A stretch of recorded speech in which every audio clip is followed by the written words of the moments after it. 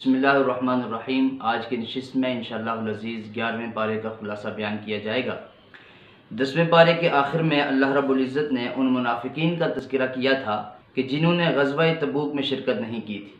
اور 11ویں پارے کے آغاز میں اللہ رب العزت نے انہی کا تذکرہ کرتے ہوئے فرمایا کہ اے نبی صلی اللہ علیہ وسلم، جب آپ غزوہ تبوک سے واپس تشریف لے جائیں گے مدینہ، تو یہ جو منافقین ہیں یہ مختلف ہیلے بہانے کرتے ہوئے آپ کے پاس آئیں گے اور اس غزوے میں شرکت نہ کرنے کی وجہ ذکر کریں گے اور اسباب ذکر کریں گے۔ تو آپ صلی اللہ علیہ وسلم جب واپس تشریف لائے تو یہی ہوا، وہ قسمیں کھا کھا کر اپنے ہیلے اور عذر بیان کرنے لگے کہ ہماری فلاں مجبوری تھی جس کی وجہ سے ہم شرکت نہ کر سکے۔ تو آپ صلی اللہ علیہ وسلم کو ساری تفصیلات کا پہلے سے علم تھا، لیکن اس کے باوجود آپ صلی اللہ علیہ وسلم نے خاموشی اختیار فرمائی۔ پھر مسجد زرار کی حقیقت واضح فرمائی گئی ہے کہ منافقین نے مسلمانوں کو نقصان پہنچانے کے لیے، مسلمانوں کے خلاف سازشیں اور تدبیریں کرنے کے لیے، مشورے کرنے کے لیے مدینہ کے قریب ایک اڈا قائم کیا تھا اور اسے مسجد کا نام دیا تھا اور مسجد زرار کا نام دیا تھا، اور آپ صلی اللہ علیہ وسلم سے اگر درخواست کی کہ آپ ہماری مسجد میں آ کر امامت فرمائیں، نماز پڑھائیں تاکہ مسجد میں برکت ہو جائے۔ تو آپ صلی اللہ علیہ وسلم نے ان سے وعدہ فرمایا کہ میں جب غزوہ تبوک سے واپس آؤں گا تو واپسی پر میں تمہاری مسجد میں آؤں گا۔ اب جب آپ صلی اللہ علیہ وسلم واپسی کے راستے پر تھے تو اللہ رب العزت نے قرآن پاک میں یہ آیات نازل فرمائیں اور آپ صلی اللہ علیہ وسلم کو منع فرمایا کہ ان کی مسجد میں آپ تشریف نہ لے جائیں۔ چنانچہ آپ صلی اللہ علیہ وسلم کے سامنے جب یہ حقیقت واضح ہو گئی تو واپس تشریف لانے کے بعد آپ صلی اللہ علیہ وسلم نے صحابہ کرام کو حکم دیا اور آپ صلی اللہ علیہ وسلم کے حکم پر اس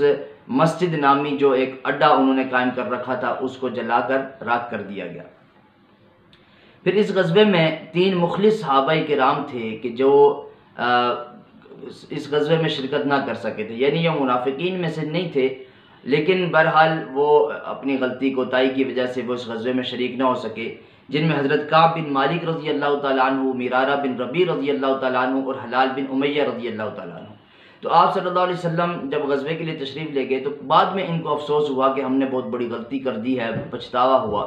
اور پھر آپ صلی اللہ علیہ وسلم جب واپس تشریف لائے تو انہوں نے کوئی ہیلے بہانے نہیں کیے، بلکہ کھلم کھلا اعتراف کر لیا کہ یا رسول اللہ، ہم اپنی سستی اور غفلت کی وجہ سے اس غزوے میں شریک نہیں ہو سکے ہیں، لہٰذا ہمیں اس کا احساس بھی ہے، ہمیں معاف کر دیا جائے۔ اور پھر 50 دن تک تقریباً ان کا سوشل بائیکاٹ رہا، معاشرتی بائیکاٹ رہا، اور انہوں نے ایسی توبہ کی اللہ رب العزت کے حضور کہ نہ صرف یہ کہ ان کی توبہ قبول ہوئی، بلکہ اللہ رب العزت نے ان کی توبہ کا ذکر بھی قرآن پاک میں خصوصیت کے ساتھ فرمایا، اور ان 3 صحابہ کرام کا تذکرہ اللہ رب العزت نے یہاں پر فرمایا۔ پھر اس کے بعد سورہ یونس کا آغاز ہوتا ہے، اور اس سورہ مبارکہ کے 10ویں رکوع میں حضرت یونس علیہ السلام اور ان کی قوم کا واقعہ اور قصہ مذکور ہے، اس وجہ سے اس سورت کو سورہ یونس کہا جاتا ہے۔ آغاز میں قرآن کریم کی عظمت اور رسول اللہ صلی اللہ علیہ وسلم کی رسالت کو بیان کیا گیا کہ آپ صلی اللہ علیہ وسلم بھی اللہ کے برحق اور سچے رسول اور پیغمبر ہیں، اور قرآن بھی اللہ رب العزت کی بالکل برحق کتاب ہے۔ پھر مشرکین کا ایک عجیب و غریب مطالبہ ذکر کیا، وہ آپ صلی اللہ علیہ وسلم سے یہ کہنے لگے کہ آپ یا تو اس قرآن کی جگہ کوئی اور قرآن لے آئیں، یا اسی قرآن میں کوئی تبدیلی کر دیں اور ہمارے موافق اس میں کچھ چیزیں ڈال دیں تو ہم اس قرآن پر ایمان لے آئیں گے۔ لیکن چونکہ ابھی جو موجودہ قرآن ہے اس میں ہماری بتوں کی مذمت بیان کی گئی ہے، ہمارے بتوں کے خلاف باتیں کی گئی ہیں، لہٰذا اس قرآن کو ہم تسلیم نہیں کر سکتے، اس پر ہم ایمان نہیں لا سکتے۔ تو اس کا اللہ رب العزت نے جواب دیا کہ اے نبی صلی اللہ علیہ وسلم، آپ ان سے کہہ دیں کہ میں یہ قرآن اپنی طرف سے بنا کر نہیں لاتا ہوں، اور اس میں میرا کوئی اختیار نہیں ہے، بلکہ یہ تو اللہ رب العزت کا کلام ہے، اور اللہ رب العزت جیسے وحی نازل کرتے ہیں، جیسے قرآن نازل کرتے ہیں، میں تو اسی کی اتباع کرتا ہوں، اسی کی پیروی کرتا ہوں، اور وہی قرآن جو اللہ رب العزت کی طرف سے نازل ہوتا ہے وہ میں تمہارے سامنے پڑھ کر تمہیں سنا دیتا ہوں۔ پھر آپ صلی اللہ علیہ وسلم نے اپنے سچے ہونے کی ایک دلیل ذکر فرمائی اور فرمایا کہ دیکھو، میں نے اپنی زندگی کا، اپنی عمر کا 40 برس اپنی زندگی کے تمہارے درمیان گزارے ہیں۔ اب ان 40 برسوں میں میں نے کبھی بھی جھوٹ نہیں بولا، تم بھی اس چیز کی گواہی دیتی ہو، میرا کردار تمہارے سامنے ہے، اور کبھی میں نے کوئی خیانت نہیں کی، تم بھی مجھے امین کہتے ہو، صادق کہتے ہو، سچا کہتے ہو۔ تو اب ایسی کیا مجبوری مجھے پیش آ گئی کہ 40 سال تو میں نے کبھی جھوٹ نہیں بولا، اور 40 سال کے بعد آ کر میں اچانک جھوٹ بولنا شروع کر دوں، اور 40 سال میں نے انسانوں کے بارے میں کبھی جھوٹ نہیں بولا، تو آج کیسے ہو سکتا ہے کہ میں اللہ رب العزت کے بارے میں جھوٹ بولنا شروع کر دوں کہ یہ قرآن اللہ رب العزت کا کلام ہے، حالانکہ میں خود اپنی طرف سے لے کر آ رہا ہوں۔ تو یہ دلیل ذکر فرمائی کہ میری زندگی، میرا کردار اور میری سیرت یہ تمہارے سامنے ہے جو اس بات کی دلیل ہے کہ میں جو یہ دعویٰ کر رہا ہوں کہ یہ قرآن اللہ کی کتاب ہے تو واقعی یہ اللہ کی کتاب ہے، اس میں کسی قسم کا جھوٹ نہیں ہے، اور میں اللہ رب العزت پر جھوٹ نہیں باندھ رہا۔ پھر اللہ رب العزت نے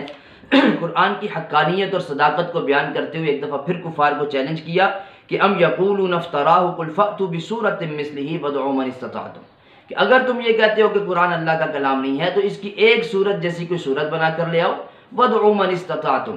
اور جس کو بھی تم اللہ کے سوا بلانا چاہو، جس کی مدد حاصل کرنا چاہو تو مدد حاصل کر سکتے ہو۔ لیکن چونکہ واقعی یہ قرآن اللہ رب العزت کی کتاب ہے، اللہ کا کلام ہے، کسی بشر کا کلام نہیں ہے، اس وجہ سے وہ اس چیلنج کا جواب نہ دے سکے اور قرآن کریم کی ایک صورت تو دور ایک آیت کے برابر بھی کوئی آیت بنا کر نہ لا سکے، جس سے یہ بات بالکل واضح طور پر ثابت ہو گئی کہ یہ قرآن واقعی اللہ رب العزت کا کلام ہے۔ پھر اللہ رب العزت نے 3 واقعات ذکر فرمائے ہیں اور مشرکین کو واضح نصیحت فرمائی ہے ان واقعات کے ذریعے۔ سب سے پہلا واقعہ حضرت نوح علیہ السلام کا ہے کہ جنہوں نے 950 سال تبلیغ کی، لوگوں کو دین کی طرف بلایا، لیکن بہت کم لوگ آپ کے بات پر انہوں نے لبیک کہا اور آپ کی بات کو قبول کیا، اور باقی جو تھے وہ ہٹ درمی نافرمانی پر اڑے رہے، تو اللہ رب العزت نے انہیں طوفان کی صورت میں ان پر عذاب بھیجا اور وہ سب کے سب اس میں غرق ہو گئے۔ پھر حضرت موسیٰ و ہارون علیہ السلام کا قصہ ہے کہ کس طرح انہوں نے فرعون کو دین کی طرف بلایا، توحید کی طرف بلایا، اللہ کی طرف بلایا، لیکن وہ بھی اپنی سرکشی پر ڈٹا رہا اور اللہ رب العزت کی طرف سے عذاب آیا اور وہ بھی پانی میں غرق ہو گیا۔ اور تیسرا واقعہ اور قصہ حضرت یونس علیہ السلام کا ذکر فرمایا ہے کہ حضرت یونس علیہ السلام نے اپنی قوم کو حق کی دعوت دی لیکن انہوں نے تسلیم نہ کیا، تو حضرت یونس علیہ السلام نے انہیں یہ کہا کہ تم پر عذاب آنے والا ہے، اور یہ کہہ کر ان کو بتلا کر خبر دے کر وہ اپنی بستی سے نکل گئے۔ راستے میں جب سمندر پر جا رہے تھے تو کشتی والوں نے ان کو سمندر میں پھینک دیا، اور وہاں پھر ایک مچھلی نے ان کو اپنے پیٹ میں محفوظ کر لیا اور کچھ دنوں بعد ان کو کنارے پر واپس پھینک دیا۔ تو یہ بھی اللہ رب العزت کی قدرت کی بہت بڑی نشانی تھی کہ حضرت یونس علیہ السلام مچھلی کے پیٹ پہ زندہ رہے۔ ادھر دوسری طرف ان کی قوم کے لوگوں نے جب دیکھا کہ واقعی عذاب کے آثار ظاہر ہونا شروع ہو گئے ہیں، حضرت یونس علیہ السلام بھی موجود نہیں ہیں، تو انہوں نے اپنے بچوں عورتوں کے سمیت میدان میں نکل گئے اپنے جانوروں کو لے کر اور اللہ رب العزت سے آہوزاری کرنے لگے اور اللہ رب العزت سے دعائیں مانگنے لگے، اللہ رب العزت سے استغفار کرنے لگے، تو اللہ رب العزت نے ان کی اس توبہ کو قبول فرمایا اور عذاب کو ٹال دیا۔ پھر آخر میں ایک دفعہ پھر کفار کو دعوت دی گئی ہے اور کفار سے یہ کہا گیا ہے کہ تم صرف ایک اللہ کی عبادت کرو اور اس کے ساتھ کسی کو شریک نہ ٹھہراؤ، اور اس کی وجہ یہ ذکر فرمائی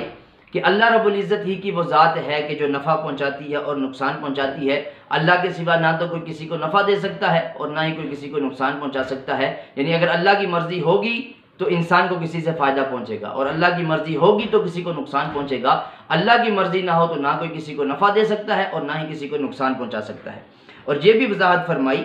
کہ حق کی راہ جو اختیار کرے گا تو اس میں اللہ رب العزت کا یا کسی نبی کا یا کسی دوسرے کا کوئی فائدہ نہیں ہے، بلکہ جو حق راستہ اختیار کرے گا اس میں اس کا اپنا ذاتی فائدہ ہے، اور جو حق راستے کو چھوڑ کر غلط راستے پر چلے گا تو اس میں نقصان بھی اس کی اپنی ذات کا ہے۔ لہٰذا انسان کو اپنا فائدہ اور اپنا نقصان سوچنا چاہیے اور یہ سوچتے ہوئے اس کو حق راستے کی طرف چلنا چاہیے۔ اللہ رب العزت دعا ہے کہ اللہ پاک ہم سب کو